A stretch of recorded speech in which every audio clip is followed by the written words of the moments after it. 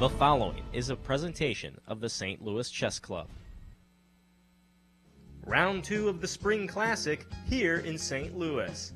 The Masters section was high-quality chess to the tune of nothing but draws. Grandmaster Alexander Onishuk remains at the top of the leaderboard, along with Grandmaster Jeffrey Zhang. The Challengers section had 3 decisive victories, all for white. Grandmaster Akshat Chandra's campaign is still perfect, as his 2 dangerous passed pawns were too much for National Master Aaron Grabinski. The feeling out period is coming to an end. Coverage of Round 3 starts now. With over $30,000 and pride on the line, 20 international chess professionals converge in St. Louis for the 2018 Spring Chess Classic.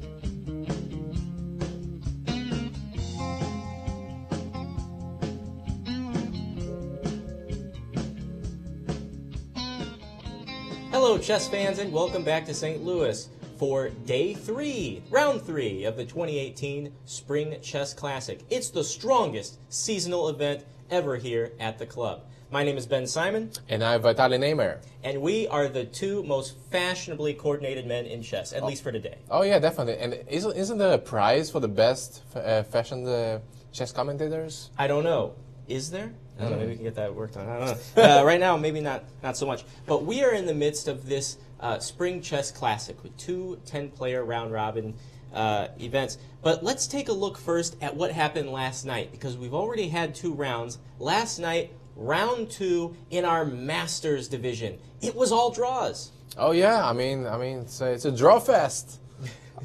Well, you know, top-level chess, that's what we're talking about. Now let's take a look at the standings. Nothing has changed here, but there is an interesting aspect you pointed out, Vitaly. Yeah, so why do we see so many draws? Besides the fact that they're playing so well, if you can see that we have the top chess player, the top seed, Alexander Onishuk, with a rating of 2681, and we have the bottom seed Romain Edouard with 2613, which makes the margin of the rating just about 70 points. So this is why it's going to be such a closed fight. These FIDE ratings are a measurement of playing strength in classical events. This is a classical event. So, yeah, it's logical to think these scores are going to be in line with what those ratings are. And roughly they are. Everyone is really close together. It's still anyone's chess tournament. But we do have a Challengers division here, Group B. Let's take a look at what happened last night here at the Chess Club as we were going off the air. We had a few decisive results yesterday. Andrei Gorovets won with the white pieces Jack Stembulak. Viktor Michalevsky beat with the white pieces Melikset Khachiyan. That's just before we left, the game was still going on, but he did score the point. J.J. Morandi and Priyadarsha Kanapan drew their game. Wander Liang and Alexander Fear also drew their game. And Akshat Chandra still on the winning streak, beating Aaron Grabinski. Indeed. I mean, we're only 2 games in, but the winning streak is enough to put Akshat clear at the top. The standings will show Akshat Chandra, St. Louis's own, with 2 points, a big old 0 in the loss column, and everybody else is just trying to play catch up here. Yeah. Okay, so that brings us to today. We have games that have started just a few hours ago. Remember, each day at 1 p.m. the games start. But now we are going to catch you up with what's going on. Let's take a look at the games in Group A, the pairings that are happening right now at uschesschamps.com. Yeah, so let's see. So Sam Shanklin with the white pieces is playing against Darius Svirts. Romain Edouard is playing against Varuzhan Akobian. Alex Onishuk versus Lazaro Brazon. Yaro Zherebok is playing against Surya Ganguly. And Jeffrey Zhang with the white pieces is playing against Alex Ipatov. And our game of the day, the one that we'll most be likely to look at in Group A, Alexander Onishuk and Lazaro Brazon. Yeah, which are probably the top seeds in the ratings. So that's going to be pretty exciting to watch. If, let's say, Onishuk wins this, he might be running away with this a little bit early on. Right. So this is an important game. And now the pairings for Group B. This is also happening right now at uschesschamps.com. We have Aaron Grabinski playing white against Andrei Gorovets. Alexander Fear versus Akshat Chandra. Priyadarsha Kanapan versus Wanda Liang, Melikset Khachiyan versus J.J. Marandi, and Jack Steinbulak versus Viktor Michalewski. And before we take a look at the game of the day in this division, I want to give everybody a heads up. We've been informed from the tournament hall that there is a DGT error. And if you're watching on U.S. Chess Champs, you've probably already figured that out. Those last 4 games there, Fear Chandra, Kanapan, Liang, Khachiyan, Ali Marandi, Steinbulak, and Michalewski, all of those games have lost their transmission. Now, any moves that you do see come through will be manually input by our wonderful international arbiter, Mike Kummer, but I think he has maybe lost the good fight, because that is 4 games to follow. It is quite a bit. We do have Grabinski and Gorovets still being relayed, so we'll do our best to bring this to you. Now, with all that being said, our game of the day still, it's not changing. The one to watch, Alexander Fear and Akshat Chandra, and hopefully we can get one of these players in here to tell us what exactly happened in their game if it ends and we still don't know what happened ourselves. To be quite frank, you know. Surprise us. Yes. Let's take a look at our tournament format. It's pretty easy to understand. We have 2 10-player round-robin events. All play all 9 rounds. We're in the 3rd round today.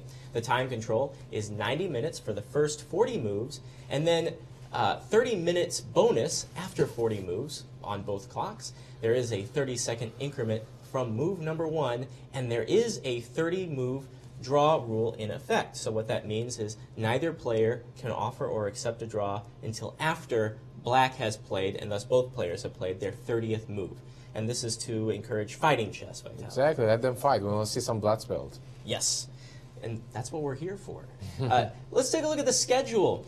Round 3 is going on right now, each day at 1 p.m. Central. The games will begin here in St. Louis, and we're on the air with you every day at 3:30 p.m. Now you'll notice the last 2 days, Tuesday and Wednesday, the games will begin 2 hours earlier, which means we'll be on the air 2 hours earlier at 1:30 p.m. The closing ceremony, unfortunately, is not televised. Ooh, that's going to be a good one, right? Yeah, and by the way, on the weekend, we have a time change, right? Yes. Are we going to be sleeping less or more? Less, I'm sorry, Vitaly. Oh, we will no. be sleeping less. We are going into daylight saving time, so we'll remind you as we get closer to that also. Now, the players actually were informed by Mike Kummer and Tony Rich, I believe, before the event. We are going to be having daylight saving time going into Sunday morning. So, you know, set your clocks. And immediately everyone was like, hold on. What's going on here? Because not all these players know about daylight saving time here in the U.S., so you don't want to miss the round. Right, it's different from other countries, right? So what's the rule? So if they miss it by an hour, they might forfeit the game. They will forfeit the game. The players actually have up to 30 minutes to make it to the tournament hall, or else the game is forfeited. If they arrive late to the round, they can still play. They're just going to be losing time on the clock. But 30 minutes, it's over. So you can't do that. There was actually a tournament here a few months ago, one of these big tournaments. I believe it was a classic. And one of the players was darting up the stairs because it was like 29 minutes in. It was almost like a tragedy. Oh, wow. So, the race. Yeah, you do not want to miss that out. May disqualify you from prizes, I'm not sure.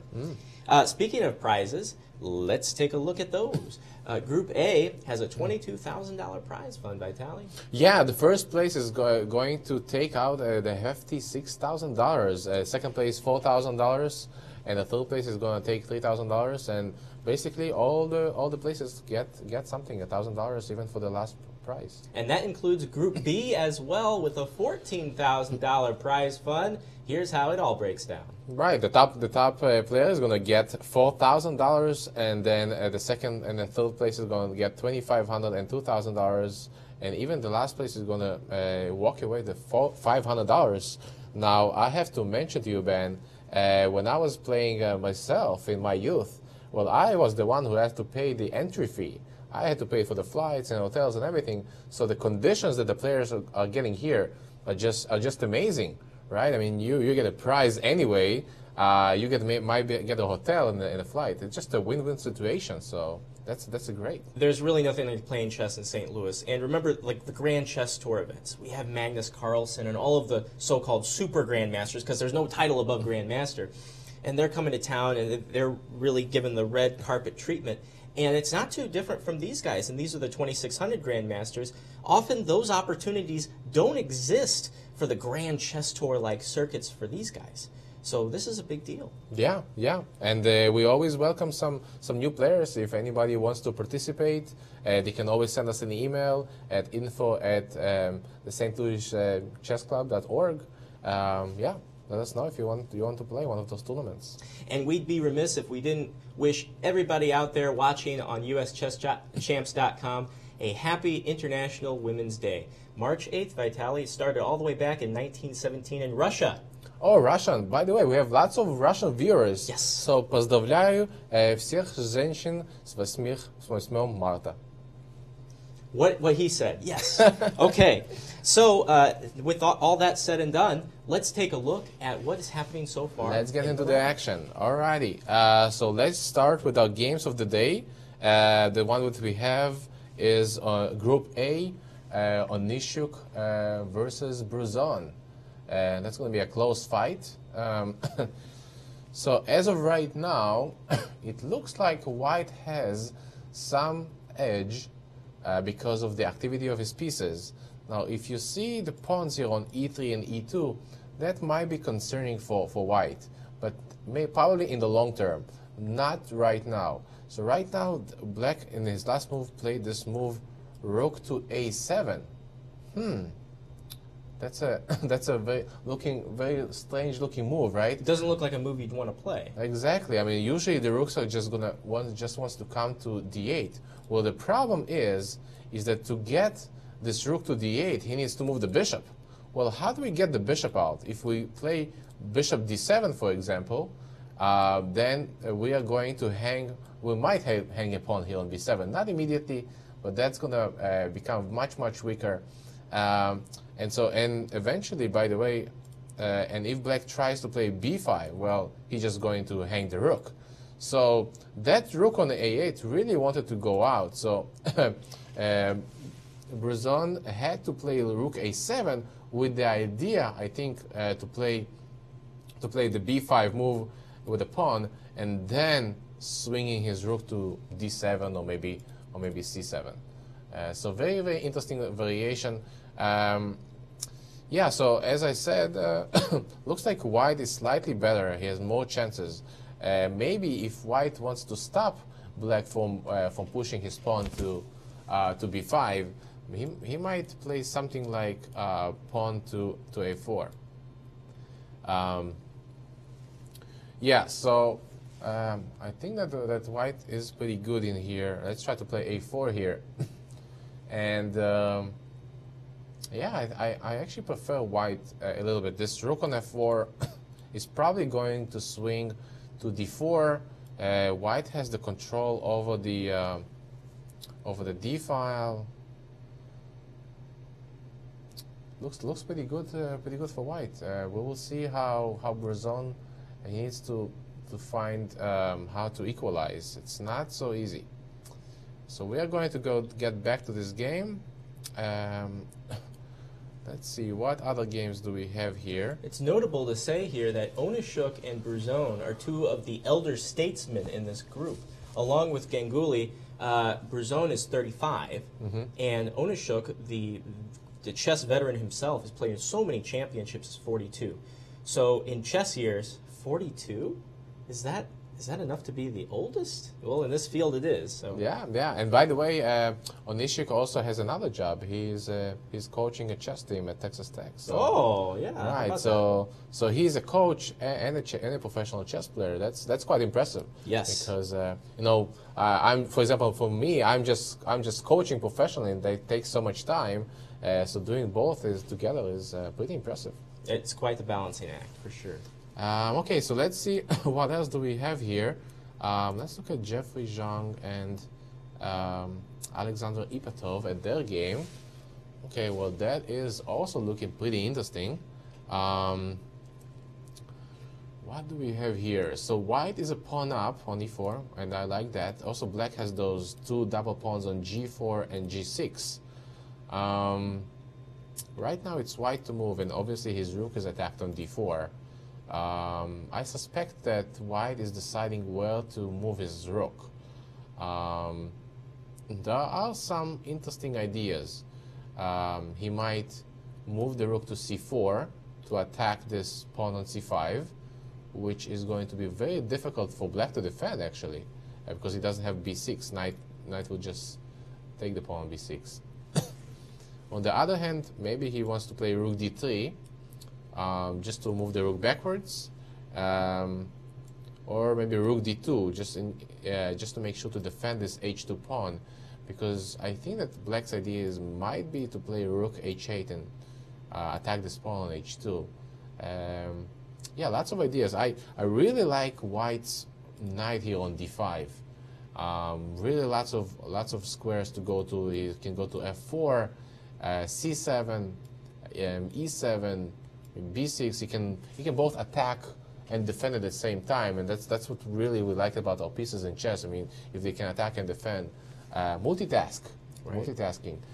So yeah, I really like white's position. I'm not sure if Jeffrey is going to choose rook c4 or rook d2. Is that what you would call an octopus knight? Kind of, yes. But an octopus knight is mostly when he attacks many pieces. Okay. But yes, it's like a mega fork and it's an octopus. But yeah, this one also looks like an octopus too. That's true. Yeah. I like that term. I can't tell. So yeah, maybe we should change the name. Maybe we should change it from a knight, like the piece, to an octopus. A new piece might be. Hey, we've got the Sarawon pieces. Let's make it an octopus. Yeah, exactly. Now let's look at some other games. So yeah, so this one is I think that Jeffrey is in the driver's seats so far. Let's see, Yaroslav Zherebuch against Surya Ganguly. As we said, so Zherebuch, he lost his first game, then he drew his second game, and I would really like to see if he can come back and strike back.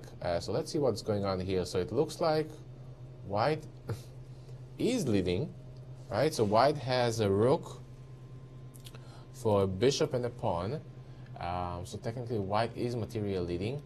The question is, what is going on here? How do we evaluate this king on c7 and this queen on a6? I mean, probably the king on c7 looks a bit weak, but again, white is lacking the dark squared bishop. So there aren't any checks from this diagonal on the king. And let's evaluate this queen on a6. I mean, the queen on a6, it looks like it's behind enemy lines, right? It's kind of, there are lots of threats in there, but right now, what is she doing there? I mean, she feels very lonely, a lonely queen. I would assume white would try to support the queen with some pieces, or maybe we can see some exchanges. Let's make a move. Can I play maybe I can try to play a4 here with white? Sorry to interrupt, Vitaly. We have two results in. First of all, in Group A, Sam Shanklin and Darius Schwartz have drawn their game. In Group B, one of our blackout games that we're having the relay issues with has ended, but I don't know the result. Melikset Khachiyan and Ali Marandi is over, so we'll try to figure out the result of that game in just a moment. Oh, I like some surprises here. That's what you're going to get. You're going to get a surprise. So that means, yeah, so Sam Shanklin just drew, which means that so far he has 3 draws. He's a draw master so far. Probably some other players from that field also made a few draws, but yeah, so far everything is draw. But yeah, going back to this position, now I realize that maybe if white plays a4, black might have this very sneaky tactic. Bishop to c7. And the queen has to go to a8. And now bishop to b7. The queen has nowhere to move because the queen is basically trapped. Yeah, she is trapped, yeah. Yeah. Now, hold on, for that position, does rook takes f7 work? Oh, yes. I mean, yeah. it's... Yeah, we can save the queen. Desperation. Yes. Yeah, that's correct. And then the queen can probably go out, but in this case, probably even rook f1 is coming, and I suspect that will not be so good for white. So a4, probably not a good idea.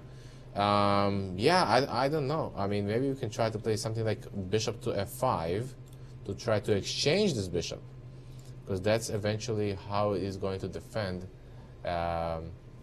against this threat. So yeah. And Vitaly, I've just been told that Melikset Khachiyan has won the game. Oh, wonderful! And we'll be talking to him in a very, very short time. Excellent. Yes. Alrighty. So exciting things. We haven't discussed with Melik. Haven't seen him on the show yet. So we will see. It was his first win, I think, right? And especially coming back from yesterday, right? Yesterday he lost to Michalewski. Correct, yeah. So nice comeback. Yes. Very nice comeback. Okay, so... Okay, so in the interim, what else do we have going? What about Aaron Grabinski? Can he come back from his loss from yesterday? Let's see. That's in the B group, and he's playing against Andrei Gorovets. So Andrei won yesterday. So we'll see if they have this momentum. Let's see. So far, Aaron has. Well, he has time advantage, but unfortunately, if you look at the white pieces, they are kind of cramped. The rooks on e3 and f1. Definitely black has the space advantage. I mean, look at those beautiful pawns on c5, d5, e4. I mean, what else can I ask? That's I mean, this knight on d3, tough. It's a tough position for Aaron. He's our underdog, but we can keep cheering for him. So yeah, I don't know. It's hard to how to try to predict what he's going to do. Basically, now black is attacking the b2 pawn and the f2 pawn with the knight. Well, that's another octopus here over there. Yes. And yeah, I mean, white needs to decide: do I defend the f2 pawn or the b2? Well, I think that probably f2 is going to be more precise, because obviously, if white moves the pawn, this pawn, black is going to fork the king and the queen, and white will have to sacrifice his rook, and this is looking pretty bad for white. So probably Aaron is deciding what do I do? Do I just defend this pawn on f2 with queen to e2? If he plays queen e2, I wonder maybe black can play something like rook takes g2, or maybe just knight to f4. Looking pretty dangerous for Aaron. So yeah, so I cannot see a way for Aaron to make a move which will defend all of his pieces. Yeah, that's gonna be a tough fight for him. Yeah, probably. Maybe he's trying to figure out if he wants to sacrifice the rook for the knight. Let's see if we have some other moves coming in.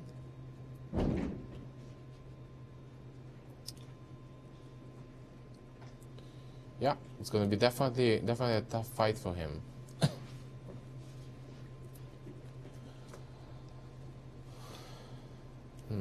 Interesting. All right, so we are going to be back to that fight, but right now we have an exciting guest at our show, Melikset Khachiyan. Welcome. Thank you. Congratulations on your win. Yeah, thank you. Yeah, it's. By the way, you finished on move number 40. So yeah, it's pretty Yeah, I think my point impressive. was simply like, waiting for move 40. That's kind of Yeah, he didn't want to play another hour. right. All right, so let's look at your game. We saw pretty nice comeback, by the way, after yesterday. Well, yesterday was upset. Yesterday was actually, quite good game. I was winning at some point. Right. You had this move, queen takes e1. On top of this, I could play b5 and then nail the king, and it was pretty much mating. I'm not sure what's happened to me. I mean, I saw the b5 move. I saw how I'm winning the game, but I thought the way how I played is like a forcing win. Right. And I just miscalculated something. And then I saw I could have a draw, but I thought, no, I need to play for win. So it's my fault. This is completely my fault. Yeah, what to do? Time pressure, right? Right. That's why today I said to myself, I'll be playing faster, no more time scramble, control the pace, stay happy, stay positive. Very good. That's how you prepare for yourself. No, yesterday was a terrible day for me. On top of losing the game to Mikhailevsky, I tried to play Pro Chess League. Yeah. And I was completely down. I lost all my kids. Yes. Yesterday in St. Louis we had all this rain and snow, and today you go out, we have all this sun and the beautiful weather. So yeah, maybe the mood changes. And no, you're right, absolutely right. That's the life. Yeah. One day bad, and the next day is good. It's okay. Of course. Nice comeback. So let's go over your game today. So let's see. I knew my opponent would play French. I sort of had the same feelings because he's playing multiple openings. But since the first round, I didn't play well against Stambulak? Mm-hmm. Stambulak, I'm sorry. Stambulak. So I thought, since he's been playing this line before, so he might be repeating the same thing. Mm-hmm. And obviously I prepare something new. Okay. And so he always plays this knight of 6, or he goes to anywhere? At the time when he plays French, yes. He's mostly choosing to play this more than knight of 6. Mm-hmm. Yeah, so this is bishop g5. That's the way how I always play. Yeah, bishop is7, takes. And I assume, by the way, that you guys got the pairings even before the tournament, so you could have started preparing like weeks before, probably. It is, but I mean, I did prepare weeks before, according to you, against few players, not against that particular person, because at the time when I'm preparing against him, I thought he's going to be playing e5. That was his main choice. So that's what I was expecting. But I mean, the French was my sort of second guess. Good guess. Yeah, sometimes it's a bet, right? Right. So yeah, c4. This is like a very rare move. So do they usually take here with a pawn on g6? Oh, it's both possible. Both is possible. There's two different lines. Bishop takes f6 one line, gf is next line. It sounds like if he takes with a pawn, he just wants more aggressive play. Like, I don't want to draw. Well, he's a more aggressive player. That's what I thought. I mean, clearly the whole game he was trying to be aggressive, and I was trying to calm him down. Okay, very nice. You're kind of dodging, and then... c4, this is a rare move. c4 is a very rare move. Not too many games in database, but I analyzed something, and I came to a conclusion quite interesting to try. So b6, one of the tries. Yeah, bishop b2 designed to kind of prevent bishop b7. Okay, so if bishop b7, then... here I was heavily expecting like f5. f5. f5, yeah, not c3, bishop f6 kind of stuff. And then knight f3? Maybe bishop f3, I'm not sure. Bishop f3. And then c6, and then knight e2. Yeah. And then, would you consider still casting short, or would you... That's a $1 million question, so... I have no answer to it. Perhaps they cast a king side, yeah. Okay. Yeah. We're not scared about since my bishop is on f3, I feel secure. Uh-huh. Yeah, I feel secure. Yeah. I mean, I control the center. Yeah, makes sense. And where is he going to go? I mean, he cannot castle short. Well, yeah, because, whenever you're taking commitment by damaging your pawn structure, as he has done, so you got to have some other benefits. And as I said, this is quite a nice setup because he needs to prove it, so what he wants to do. Right. I mean, my plan is easy. I'm going to castle, I'm going to consolidate my position, move my queen, move my rooks. The right moment, break through in the center. Right. I mean... Yeah, looks beautiful. I think that probably his only chance would be somehow to transpose to an endgame with two bishops. And yeah. But obviously you don't want to... You're right, absolutely. He needs to do something like that, yeah. But I mean, actually, I don't know. In the game, He never could. So let's see what happens. So he played knight c6 instead of Yeah, f5. knight c6. That's another very committing move because he made knight c6. It's quite attractive to jump and attack my pawn, and rook g8. Yeah. Bishop b7, knight c3, and rook g8. I mean, honestly, I knew it. He's going to play rook g8 at the game time. Yeah. Because very fancy. Like if you play castle, then knight takes d4 stuff. So here, so if you castle here, let's just show this. Then knight takes d4. Right. And, Yep. Wow, and then he just takes everything, right? whatever. Yeah, just sweeping everything. Yeah, pretty. Yeah. Okay. Yeah, I mean, I knew he's going to try something like that, but I think, and we briefly talked just for 3 minutes, looks like he simply missed d5 move here. Nice counter punch. Yeah, he missed that move, and then looks like he has to take. I'm not sure, but looks like it, right? Yeah, and after CD, he has to go knight b4. Right. And now queen a4 check. So Nice check. now, if I would be him, right? I wouldn't play queen d7. I would say, yeah, whatever, king f8. Right. Let's die, but die for something at least, Yeah. I mean, all in, right? All in, yeah. Well, because he's already compromising his position. So I thought he must play king f8 and then try to pick up my d5 pawn. He actually was going to play castle kingside. This is what I thought. Castle kingside, knight d5, rook d1. Knight d5. Rook a d1. And then let's say c6. Take on d5. Take on d5. And knight d4. Nice blockade there. Yeah, something like that I was considering to play. Maybe I should play like queen f4 first. Right. Make sure my queen is like a switch to the king Yeah. side. And it seems like you got a lot of compensation Oh, for for the sure. pawn. Oh, for sure, yeah. Yeah, especially with the time pressure coming in. Right. No, this is pleasant for white. Right. Yeah, Okay. yeah. So on queen a4, so instead he played queen d7. Yeah, but the queen d7, basically it's like a straight to the end game. Just, I don't know. I think it's just simply better for me though. Right. Yeah. I was surprised, honestly. Maybe he forgot about bishop b5 and he just thought No, that he saw it. He responded really quickly, c6. He saw it. But I think this is like super. I didn't check with computer, but it looks like a DC. Very forcing bishop c6. Right. Yeah, bishop c6, queen c6, queen c6, knight c6, and now it's very important move. It's knight d5. Yeah, again, he had a feeling he didn't play, he didn't defend properly. This is not so bad. Right. This must be defendable, right? Right. Your pawn is hanging on g2, and So don't you think he needs to play here, maybe bishop d8? bishop d8. Okay. And I thought that's the only move. right. I already admitted a few times I don't like moves backwards. So why can't he play just rook c8 or something? Well, the thing is, like you mentioned early on, I like to keep my bishop in the game. Typically, in end games, a bishop's supposed to be better than knight. So, so you take on e7. Well, I would for sure. I would take on e7 and similar end game. But maybe you're right. Maybe rook c8 was better version for sure because rook c8 at least there is some headache with rook c2. Right, some activity. Yeah, but again, let's say I take on e7. What are you gonna do? Okay, I'm gonna be brave. I'm gonna take on the king. No. Always move forward. Maybe too much brave. No, not e7 should be done. Yeah. Okay, let's start knight e7. Knight and then e7, castle. Castle and Rook c2. c2. Yeah, I thought about this line, but I don't know. The question is, can you handle it? Can you handle this pawn? Can I play something can it be like you said, brave, and do something I don't know, Rook f1. rook fe1? Right.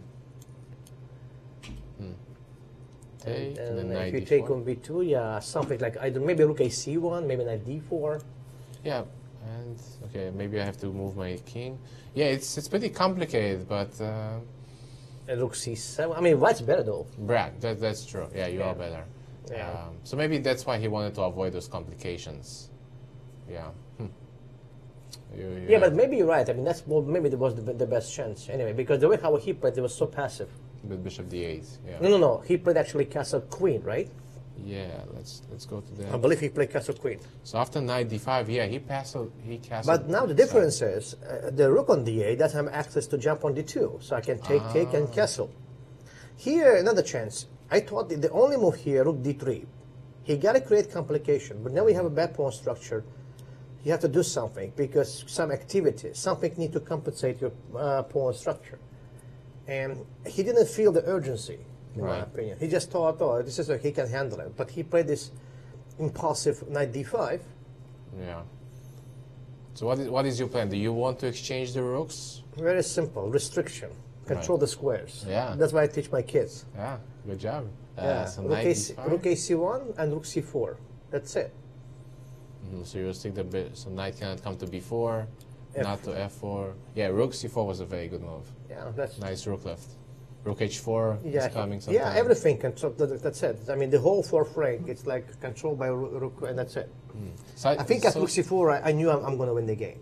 Before, I wasn't sure, but I mean, after rook c4, I said that the game is over. Yeah, so strange that that this move, knight d5, which is more very logical, and long castle.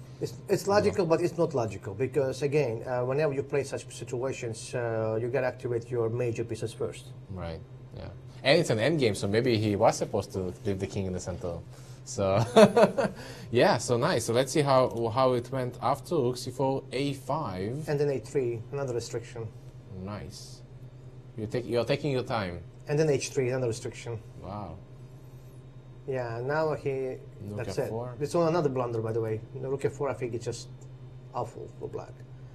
Yeah, and then he must give up this pawn, sort of. Yeah, he tried to activate. Yeah.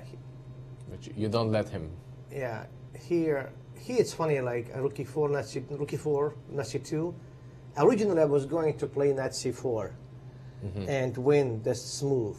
But I thought yesterday I failed in calculation. So I thought, no, I have to push myself to calculate rook takes f7 and see if I can win by force. Okay. So I'm not sure if I done that because I don't know. Rook f7, I have a question. So rook f7, knight f7. He took rook b2. I played g4. Yeah, it looks pretty good for white. I was worried about b5 move. I mean, hg. I'm surprised he made this check on b1. It doesn't make any sense. b5. b5. And who is faster? Well, that's what I was thinking. Because, looks like a nice size. So I mean, his rook is here. So even if he plays, b4. Well, he must play b4, right? Right. Yeah. So here probably I have to take ab, right? Right. Take. And then a4. Okay. A4. Interesting. And then g6. Well, that's the position I had in my mind. A3, g7, a2. G8, A1. That could be a funny line. And I found the king H2. King H2. Yes, very important because no checks. Right. No checks, and next my turn. Very nice. And I think I'm going to, with a bunch of checks, I'm going to simply make the black king because there is no defense on the king. So you kind of calculated this. Well, yesterday I failed at calculation. Yeah. But this time you had more time. Right. So you improved in time management. Yeah. I was always on top of time. Yeah. Good job. Yeah. So this looks pretty convincing to me.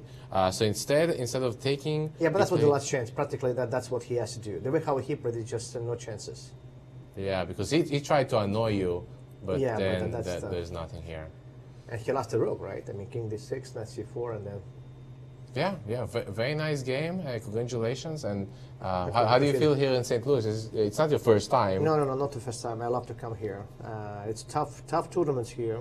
Yeah. You're from New York, right? No, from LA. LA, right? The other coast. Yeah, okay. I'm from LA. And I played few U.S. championships, but never played well because the field always. I'm too old for this. But I mean, when I got the invitation from Tony, I said, so that's the chance to maybe.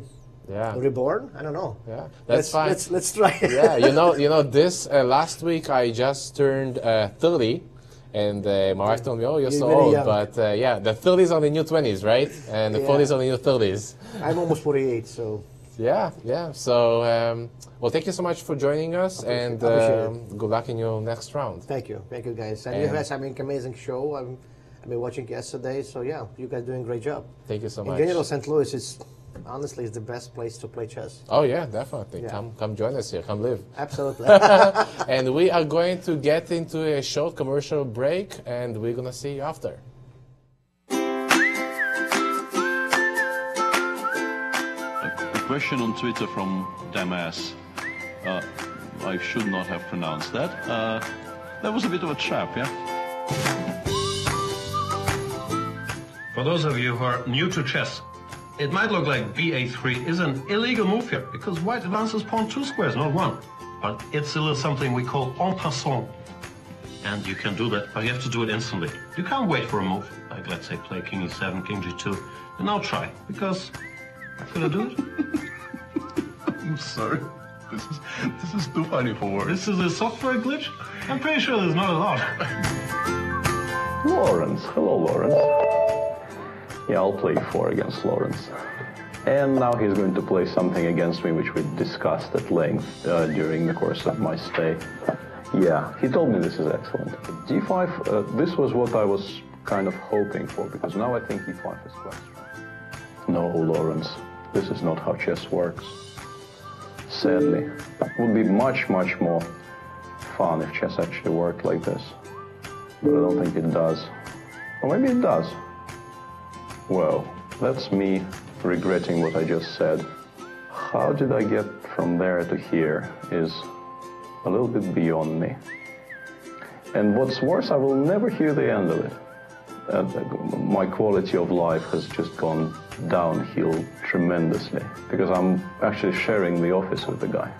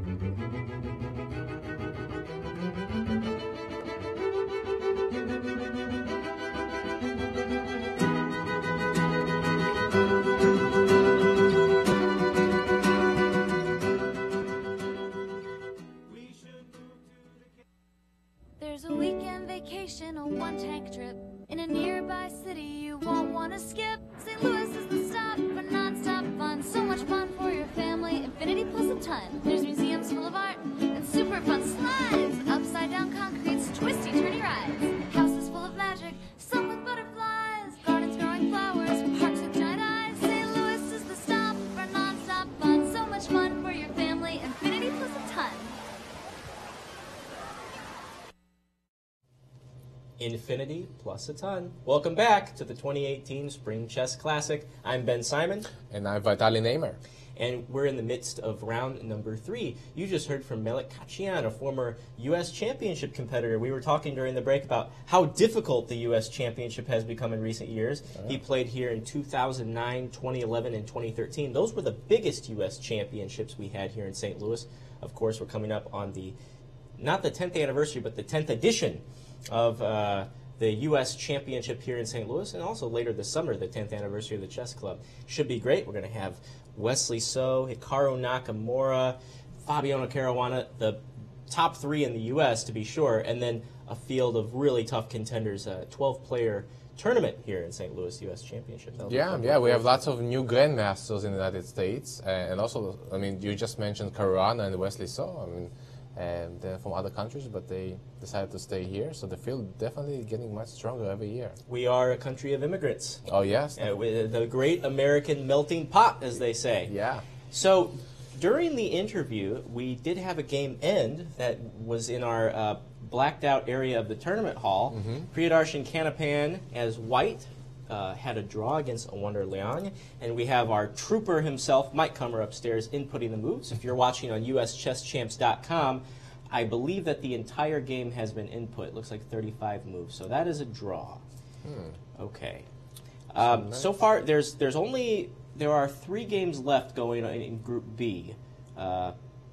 Aaron Grabinski and Andrei Gorovets is the only one we can see right now in Group B. But all 5 of the games in Group A, well, one's already a draw, but they all look pretty even, Vitaly.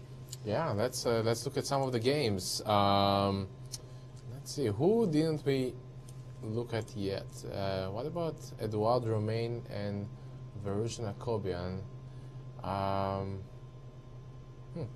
Interesting pawn structure. Looks to me like maybe white is slightly on the edge here.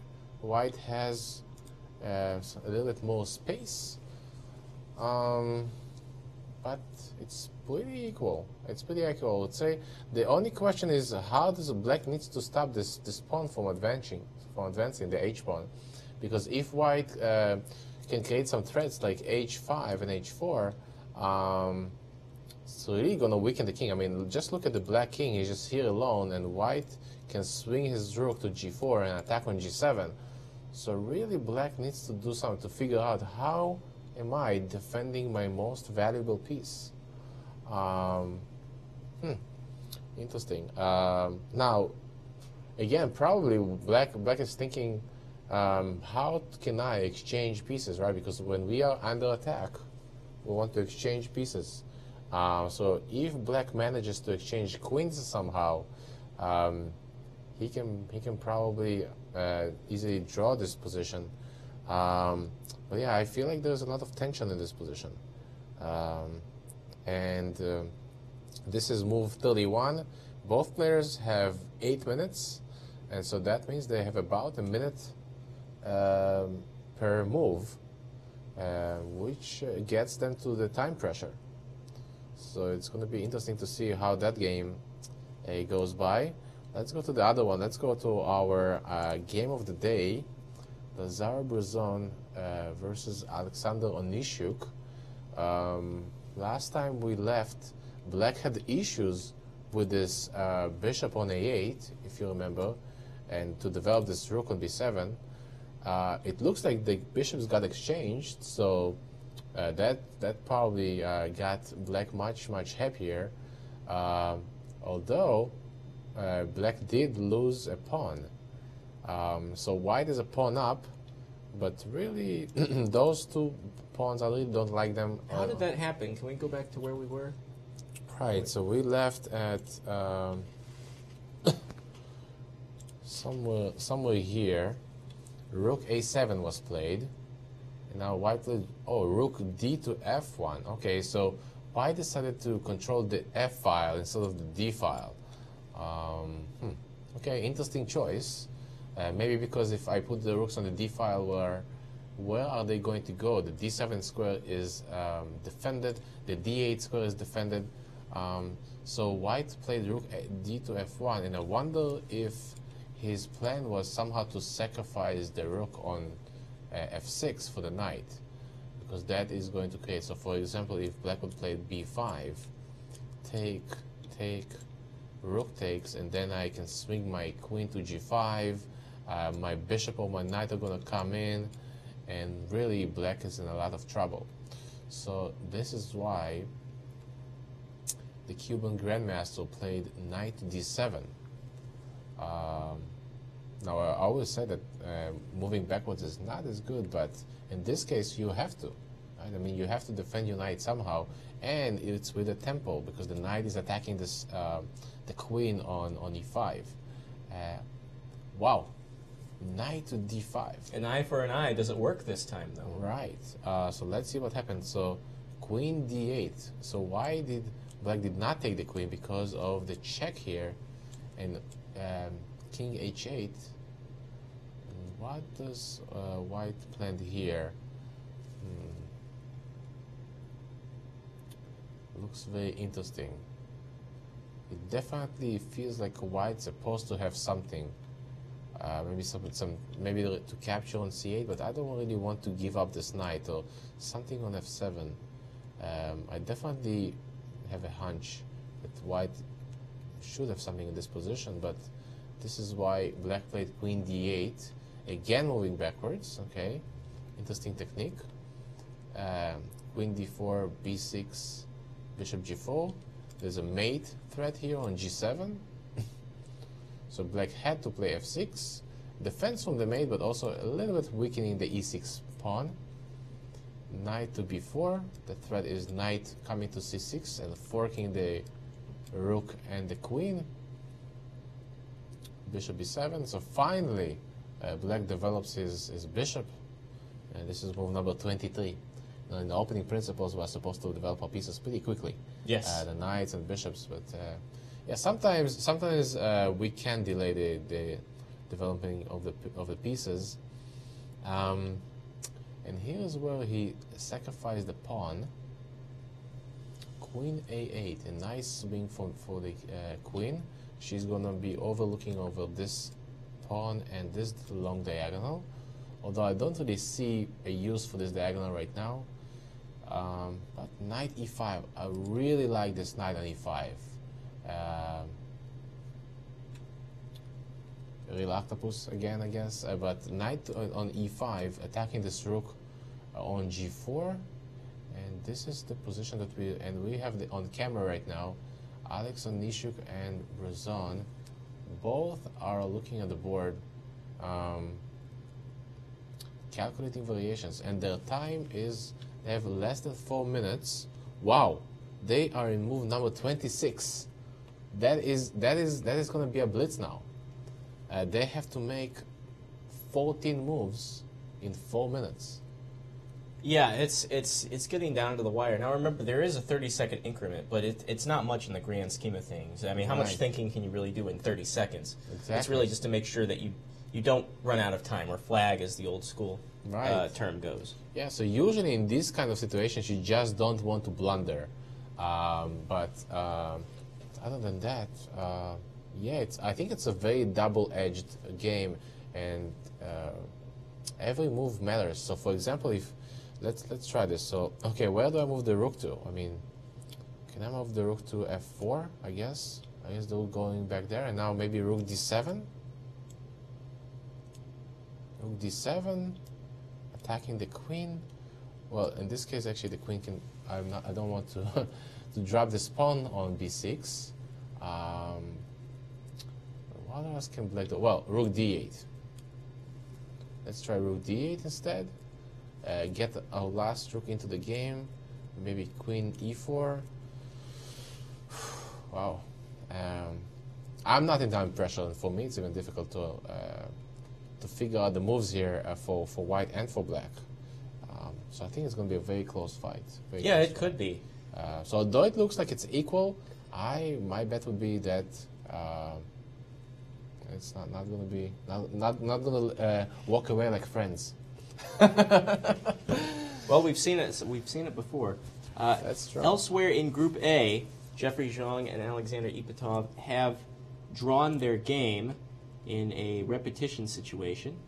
Right, and we left this game somewhere here where I really like the knight on d5.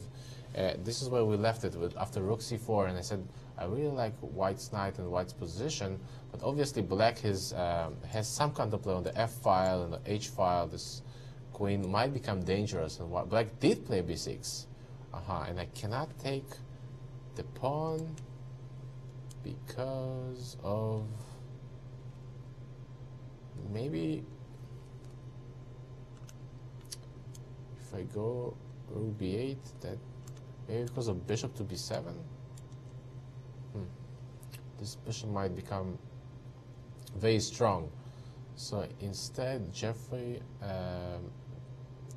played queen d2, bishop e6, and then a5. It's a nice move.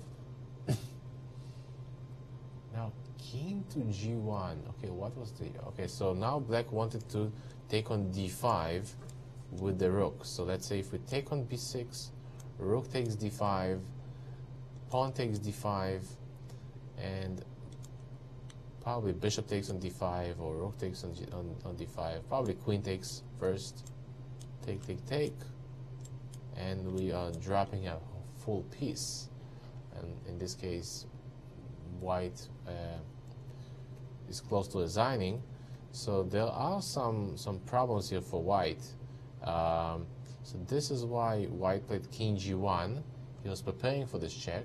Bishop takes, pawn takes, and then rook takes on d5. And suddenly I like more and more black. Although black's king is also a bit exposed on this diagonal. Check, king g8. He took on b1, and now rook f2. Wow, that is a very nice move. Yeah, so technically white is supposed to be better because he has this pass pawn, very dangerous pass pawn. So black cannot lose any time. If you're just going to play rook b8, something passive, then white can probably activate his rook, maybe just rook e4 and rook e7, or maybe rook takes a6. Very, very dangerous. So there is no time to waste, and Alexander found this very accurate move, rook to f2. Obviously, on first sight, the threat is queen takes h2, checkmate. It's a pretty easy checkmate to see. So white had, so he did not take the rook, because if he takes the rook, it might be even pretty dangerous. Basically, the hunt for the king begins in here. Probably going to end in a perpetual check of some kind. But I guess you couldn't mate in that position, huh? Oh, it's a very good question. Check. It depends. It depends where the king is going to. Let's say king d1. Check. Check. d1. So I might keep checking here. Yeah, so black has at least a draw, or maybe there's such a move like rook to h5. Some back rank mates might be coming. So I see how it can be dangerous for white. When you're rook up, you're just a tempo down. You just need one more move to win this game. Unfortunately, this is why white did not take on f2, so he played h4 instead, and rook to d2, defending the rooks. As we know, the rooks are the most powerful on the second rank, on the 7th rank. Putting that king in a stranglehold right there. Oh yeah, definitely. Don't let him out. And now that's pretty much it. I mean, white has no checks. No way to defend g2 or h2 squares, so he just took on c5, attacking the queen on h5. Now, if black tries to move back somewhere with the queen, well, now white will take the upper hand, probably with rook c8 check, and then bringing up his queen somehow, and there's going to be some kind of a checkmate. So it's kind of a race over here to a checkmate. So instead, black decided just to check on g2, king h1 here, and they agreed for a draw, probably because this rook is going to keep checking. If black tries to check with this rook, let's see if it's still a draw. Can the king escape? Can the king escape? Well, now there are no more checks, but he can check on d2. Now, if I take with the queen, it's going to be interesting. Well, here actually black might win in this case, but the king might get away with king c1, rook takes c2, queen takes c2, rook takes c2, and now rook takes c2. Wow. So this would be a very interesting imbalance if this would happen in the game.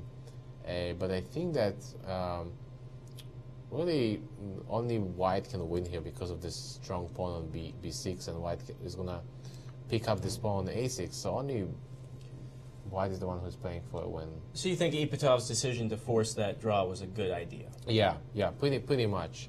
So this is why he just decided to take just to play for a draw and just repeat with the most of his rooks. Good decision. Good decision. Okay, let's see what else do we have. Which game did we? Let's see on the B team. How did Aaron Grabinski is doing against Andrei Gorovets? Last time we well, I want to remind everybody watching on USChessChamps.com, your eyes are not deceiving you. There are two games that say that they're still going in Group B, and I believe that they are. However, they're not on Move 13. We have lost relay to those games. So, in fact, the Grabinski-Gorovets game that we have on the screen is the only one we have access to in Group B right now. We'll let you know when we have updates. Yeah, and if people do want to see those games, well, they can always come and visit us here in St. Louis. I mean, yeah, they can come and see it live. There's so much to do here in St. Louis. Oh, yeah. I mean, and this is beyond the Central West End. You could spend your entire trip in the Central West End, where the chess campus is, but there's so much to do in St. Louis. It's just an amazing place. The best medium-sized city in the U.S., in my humble opinion. Yeah, I had that we one of the cities with the most free attractions, like museums and art galleries. The zoo is completely free. I mean, you can donate if you want, but in Forest Park, man, the zoo, there's nothing like it. I used to live within walking distance of it, and I said, how cool is it that I can walk to the zoo and see sea lions? Oh, like, man. That's amazing. Yeah, you can probably hear them at night, and yeah, just... Well, not that much, but I don't live in the park, but... Yeah, very exciting city, yeah, with the arch. Yeah, lots of things to do here. Great food, by the way. Barbecue, right? We have great barbecue. We have great everything. Toasted ravioli. Have you had that yet? Oh, of course. Okay, so we left here in this position. As you can see, the players both made move number 40. Let me refresh the page and let's see what is going on here. There are a few exchanges. Let's see. So white is still white is a pawn down now, and I really don't like that king on h1 aligned with the queen on c6. Really don't like that. I mean, that diagonal is gonna open up at some point. Yes, white is attacking this knight on f4, but I wonder if Andre is thinking, do I really need to move this knight, or do I have some other tactical chances here? And if I do move this knight, well, the knight can either go to d3, attacking this rook on e1, and blocking this defense of the queen on e4. So this is one option. The knight can also jump to e2, attack the rook from here. The knight can go to h5, even though I like this a bit less, but he's gonna put his eye on this pawn on g3. Lots and lots of options. And does Grabinski have any options here? I mean, I know it's black's move, but yeah, that is a good question. Well, technically, well, if let's say if we make some passive move with this knight, I would see that first of all there's this isolated pawn on c5. Maybe we can try to move our rook to c1, or maybe even playing something like b4. After b4, basically the pawn is pinned, so he cannot take it. Also, moving the king to h2 will be pretty interesting, because I move my queen away from that pin, and the king is going to take that pawn on h3. And again, I don't think that black's king is exposed. I mean, obviously this diagonal a2 g8 might become an issue for black, but right now he has the rook on d5, so yeah, it's hard to find some counterplay without fearing for my king's life on here. He has some chances, definitely. Definitely, yes. Let's see if we have any other games in the A. We have not discussed, I think, so much. Zherbuk and Ganguly, I'm not sure that we've looked at that. Right. Group A. So we looked at I think this was the game where we left it. There was a queen on a6, if I'm not mistaken. Let's see, where did we leave it? It was somewhere here. And this is where we left it when we said, okay, we're not sure of the queen on a6. How is she doing over there? Rook b8. Okay. King d6, king b1, and rook bishop to c8 was played. Queen a3, take and take, and bishop e6, going back and forth. So black has the two bishops, but white has the material advantage. But I don't now. Well, when white's pawn structure is damaged, it's very unclear. I have to say, I'm not even sure who would be playing for a win in such a position, because it's very double-edged. Very double-edged. So let's see what happens. Bishop f5. White did exchange the bishop after all.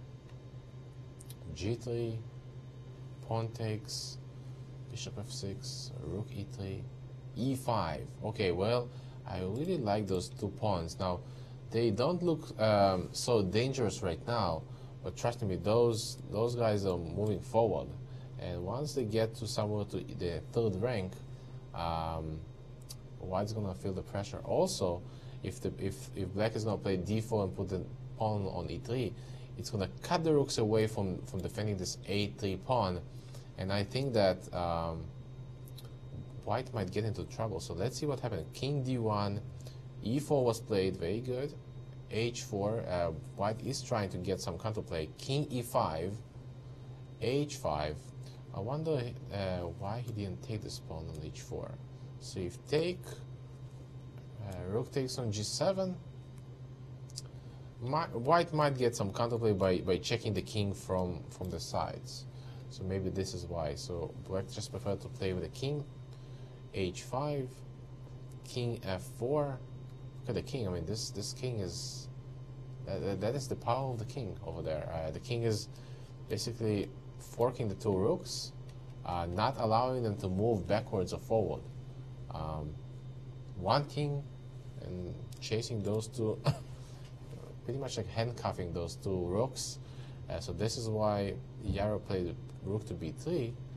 And now we have our last move that was played was d4. I don't think that white has very good chances here, although he's material up, but those pawns are moving and I don't see a way how can I stop them. Yeah, you wouldn't really think, if you were just looking at the material, that white would be in a tough situation like this, but those rooks are really restricted right now. Exactly, and don't forget that black also has the c6 pawn that might jump in at some point, and yeah, so it's going to be interesting. I think it's going to be a long game, especially for Yao to think about how do I save myself.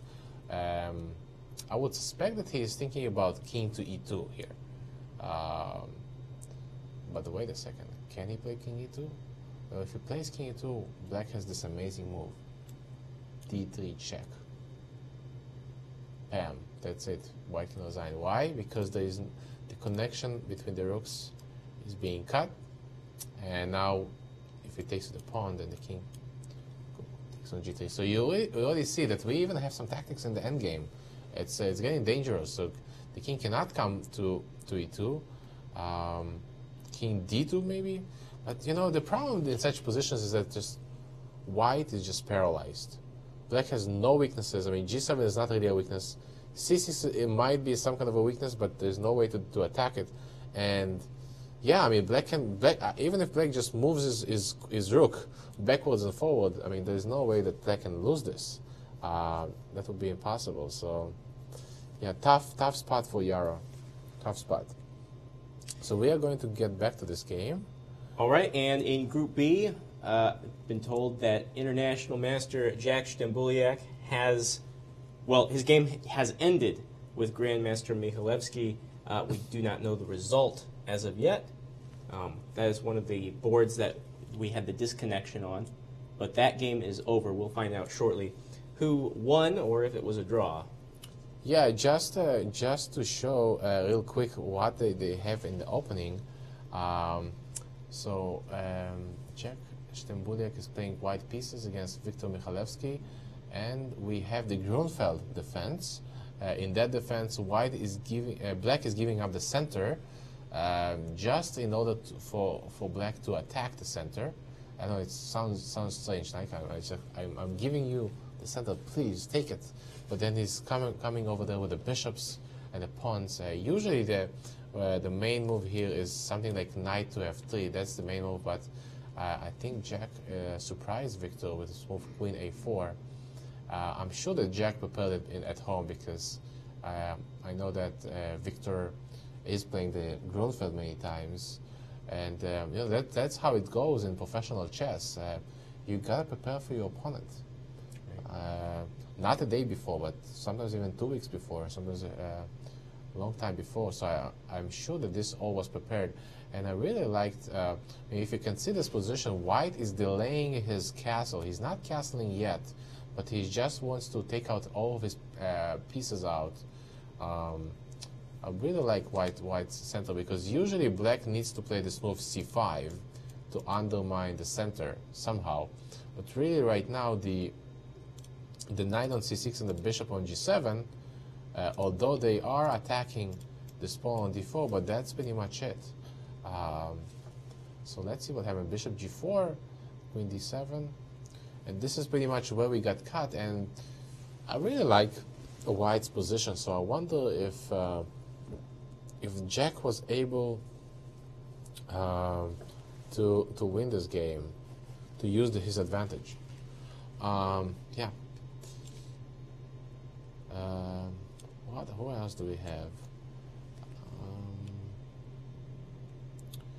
In the A team, I think that we have. Okay, what about this game? Edward Romain versus Varujan Akobian. Roman and Akobian in an endgame here. Look at that. Huh. Now, if our video commentating would go for all the game, me and you would stay here for the whole night, I think. Yes. I mean, look at this. This is this is one of those, this is going to be like what they call in chess grinding. Black is definitely going to try to use his pawn, and white is going to to defend ferociously. I don't know even what the theory says here. I mean, definitely black has some chances to win here. Now, the way black needs to win here, to try to win, is obviously to somehow to create a pass pawn from this e6 pawn. But this is a long way to go, because he needs to play e5, f5, move his queen, push the pawns further, and on the other hand, white will try to do some kind of a perpetual check. So if the let's say black right now it's black to move, the queen is attacking the f7 pawn. Let's say black will play f5, white can play something like queen f7, e5, and then maybe h5. And then the idea is that now if let's say black is just moving his queen away, the idea for white is just to check on g6 and queen to e8. That's just an example, for example. So obviously he can also take on e5. But yeah, so this is white's plan. This is how he's going to defend, to try to create a perpetual check. And yeah, hopefully they got lots of sleep today, because they are up for a fight. I would say at least an hour and a half, maybe 2 hours. Usually such games, I mean, they're in move number 42. I would say to go to move 100. They're probably gonna break 100 moves. It could happen. Look, and the odds. You think we'll have a 100 move game in this tournament? I was just about to say the odds of getting one, but what do you think? I would bet that this is gonna be the game. Yeah. Yeah. We'll probably have a 100 move game this tournament. This might be it. Yeah, I mean, just think about it. I mean, everybody is playing for this big money prize. They traveled all the way. from where they live to St. Louis. Well, Kobe didn't have to come far. Right. About right. 10 miles. Exactly. He just lives here on the other side of the street. But yeah. Well, by the way, he is playing the black pieces, so I wonder that the fact that he lives here in St. Louis might benefit him. It's like the home field, right? With his home field advantage. Yeah, exactly. Might put the confidence into him. Exactly. So that is going to be an interesting game to follow. What else do we have? I really want to look at Fear versus Chandra, but we can't. I keep clicking back to that and then remembering, darn, we've lost the feed for that game. But as far as I go, I think that's the game of the day in Group B. There's a lot on the line with Fear and Chandra, but they are playing in the dark, so to speak, right now, as far as their game getting out to the world. Yeah, we can. The only thing we can do is we can look at the opening, what happened there. Sure. So D4, knight f6, c4. So we have the Ninja Indian defense, one of the most popular defenses for black against the first move at D4 and C4. E3, very fashionable today. Castle, Bishop D2. The other move here for white. White sometimes plays knight F3. White also sometimes tries to put the knight on G to E2. It's kind of a strange move, but to defend the knight on C3. But Fear chose this move, Bishop D3. C5, this is pretty much all theory. And D5, castle, with a bunch of exchanges. And now B6. I know that I have played a few of those games myself. I usually take on D4 first, and then usually white. Well, if white takes with the knight, then we have a very symmetrical pawn structure. It's just very even. I mean, I'm just going to play something like B6 and Bishop B2, then knight C6. Super even. So usually after the pawn takes on D4, white tries to take on D4 with a pawn, and that's the question of all questions. Is this pawn good on D4? It's an isolated pawn, so technically it's not supposed to be so good. But on the other hand, white gets lots of space advantage, and there are lots of options for him to play D5 and move forward. So this has been interesting. But black played B6, and now white did get the 2 bishop advantage, and knight BD7. I would say that this position overall is pretty equal. Again, white has the 2 bishop advantage, and probably black would put his rooks on D8 and C8 on those 2 files, and white will try to push this pawn to E4.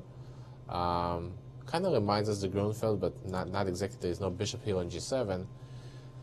And so far I would say this is equal, but we'll see what happens. We're gonna be kept surprised. What else do we have right now? Well, let's pause for just a moment and catch everybody up to date here in the midst of round number 3. In Group A, we do have 2 games that have finished. Both of them were draws. 3 games are in progress. Let's take a look at the standings right now. I mean, we'll get as much as we can out of them. 3 games still pending, of course. Yeah, so let's see. So we still have Jeffrey Zhang with 2 points on the top. Alexander Onishuk has a point and a half together with Sam Shanklin and Darius Sviric. But Alexander Onishuk is still playing, and as I remember, we said that he had a pretty good position. Right now it looks like he's probably going to draw, and if he will draw, then him and Jeffrey are gonna go head to head. Now they have not played yet, Jeffrey and Alexander Onishuk, and I wonder if they at what round are they gonna play, because if they are going to play in the end, that's going to be pretty exciting. Yeah, hopefully that would be. I'll pull that up here, and we'll know in just a moment. In the interim, how about Group B? Do we have Group B standings? The day that the DGT died, I'll tell you what. 2 games have finished, and 3 are still in progress. We have access to 1 right now. Grabinski and Gorovets. But yeah, we're gonna see if Akshat Chandra. That's the result I want to see. Chandra and Fear. That's going to tell us a lot about how this tournament could turn out. Yeah, definitely. So if Akshat will draw or win, he will still be on the top. Yeah, lots of players are still playing. Okay, so we were looking at what round do Onashuk and Zhang play each other? Yeah, so if they play in the end, it's going to be pretty exciting because so far they're leading. Round 9. Round 9. The very last round. Oh wow! Yeah, it can't get better than that. Yeah, exactly. But if everybody's performance holds, even as a little bit of an edge as it is, yeah, that will be a de facto final. Yeah. And when you can get one of those in a round robin event, that's special, because round robin sometimes, I mean, you have to say it, it's anticlimactic sometimes. Yeah. You might have the ultimate winner determined by a game that doesn't even have the winner in it in the last round. So, who's going to be playing white? That is a good question. It looks like Zhang will have black. Okay. I'm sorry, it looks like Zhang will have white. Well, it's 50-50, whatever. Yeah, I'll just guess one of them, right? Yeah, I think I read that wrong the first time. Interesting, yeah. So we're going to have the young master against the experienced master. Yeah, you don't want to call him old because he might beat up on us. No, because I'm almost his age, and that means that I'm going to be calling myself old. Right. So. Yeah, that'll be a fun game if this all holds how it is. Well, we have about 10 minutes till typically we would sign off the air. I wish we could get more answers to these questions before we did so, though, about these games.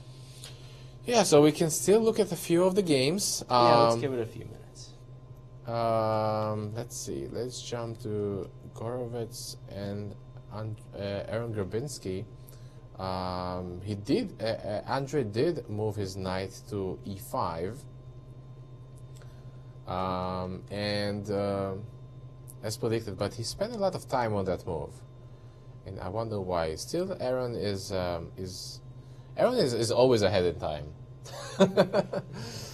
which is good, I guess. But the position is not so easy. Yeah, this knight here is pinned. Not so easy for white to make any moves. Yeah, as I mentioned, white wants to play king h2, but that will not be possible because of knight to g4. So, and that's a fork. This is a fork. Yes. You don't want to get forked. Yeah. You guys have a show. Don't get forked, right? Oh man, what a segue that was. Yes, why we do. Don't get forked. I was a special guest once upon a time, actually. Did you solve the fork? I got it right. Yeah. You got it right. Yeah. And then you get a fork. I got a fork. Yes. Very nice. What happens if you do it wrong? You get like stabbed by a fork. Oh, you get a spoon. You yes. get a spoon. Thank you, Danny, for reminding me. I was like, I don't get anything. Yeah. Well, most people get it right, And if they don't get it right, then we can walk through the answer and find out how you don't get forked. You don't want to get forked. Exactly. Just don't get forked. Yeah. Subscribe to our YouTube channel, STL Chess Club. You're watching this broadcast there anyway, so why not click that button? USChessChamps.com is where you want to be to see these games. There's just always stuff going around here at the Chess Club, be it on YouTube or US Chess Champs. It's all awesome. Oh yeah, definitely. And by the way, I, as a Grandmaster resident here at the St. Louis Chess Club, I have lots of lectures that I give, lots of private lessons. So if anybody is interested, he can just comment here. But to make it easier for the viewers at home, we post those videos online. Yes. Of the lectures. We have over 1,500 videos. It includes not only the chess broadcast, but many more videos of all the lectures. And in fact, Vitaly, in a couple of weeks, you have a very special lecture coming up that all the people here in St. Louis will get to see first, but it'll be posted online. I'm talking about Alpha Zero, huh? Yeah, definitely. One of my most exciting lectures is about the match of Alpha Zero and Stockfish. which was just recently happened. And we did get lots of coverage, but I want to really emphasize how important that was. I mean, that was a pretty magnificent match, and I think we are going to see AlphaZero come back and try again to win again. And yes, I just wanted to explain a few tactics, a few maneuvers. Lots of the people, they don't really understand how maybe it affected us, but I think that the computers and us, we have to work together, especially in chess preparation. Everybody today pretty much uses chess engines. So yeah, it's a very exciting moment, and I will be very glad to give that lecture. You sound a little more diplomatic than Grandmaster Denis Boros did when he talked about AlphaZero on our YouTube channel. He wasn't so complimentary. I suspect maybe your opinions differ, but we'll have to hear. I'm pro technology. Okay. Let's bring it on. I like it. Okay, so what do you think, Vitaly? In Grabinski and Gorovets, the Group B game. Yeah, I would put my money on Andrei Gorovets. It looks like he's keeping his momentum. He won yesterday. If he wins today with black, then tomorrow he's going to be coming to the game very confident, playing the white pieces after winning 2 games. And so I would put this game as a probably black will probably win this game. We don't know what Viktor Michalevsky is still. They're still playing. No, that game is over. We just don't know the result. Is that the case? Yeah, we don't know the result, but the game has ended. I see. Well, luckily, it's a round robin. So even if you don't know the result, we still know the pairings for the next round, right? Yes. It's not like a Swiss that if you don't know the result, you can't make the pairings. It's true. Yeah, and that also factors into a lot of the players' preparation.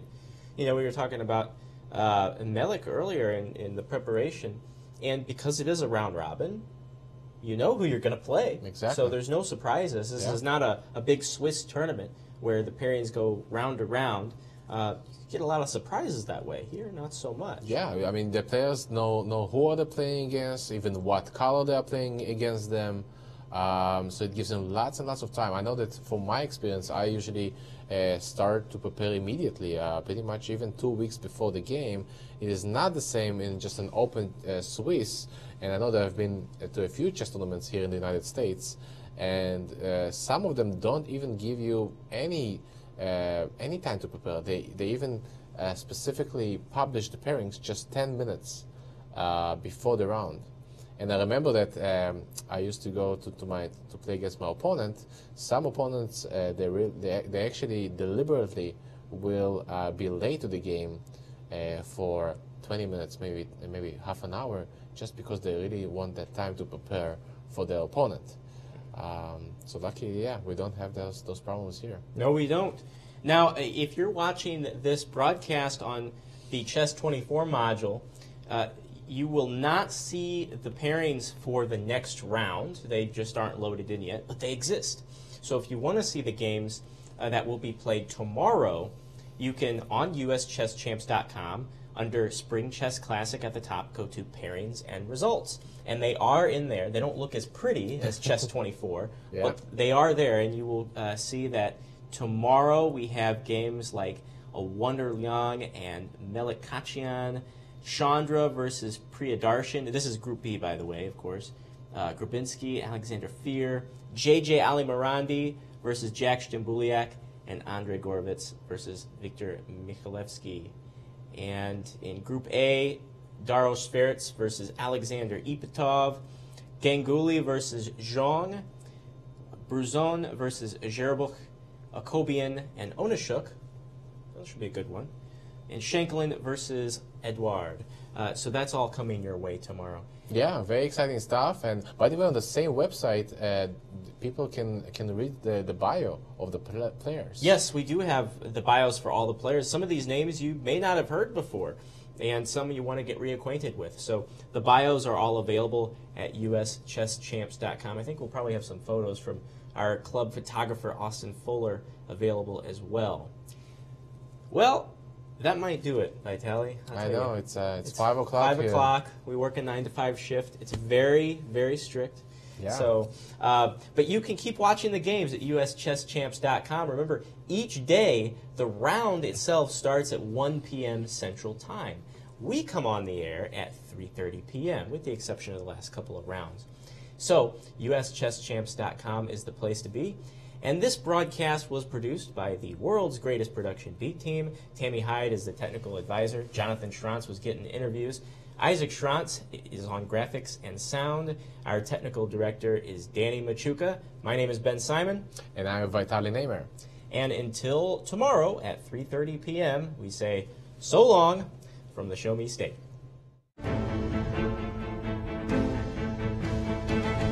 This has been a presentation of the St. Louis Chess Club.